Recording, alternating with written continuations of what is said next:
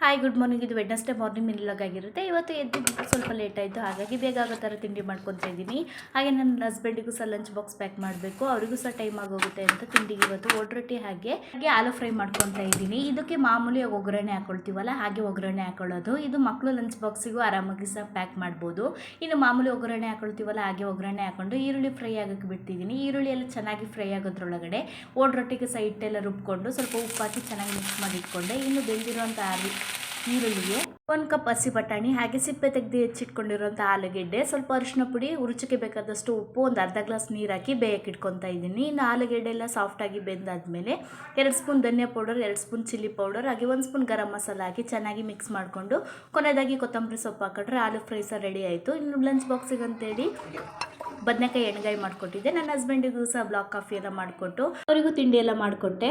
I hope ಈ video ನಿಮಗೆ ಇಷ್ಟ ಆಗಿರ್ಬೋದು ಅಂದ್ಕೊತೀನಿ. ಇಷ್ಟ ಆದರೆ ಪ್ಲೀಸ್ ಒಂದು ಲೈಕ್ ಮಾಡಿ. Thank you.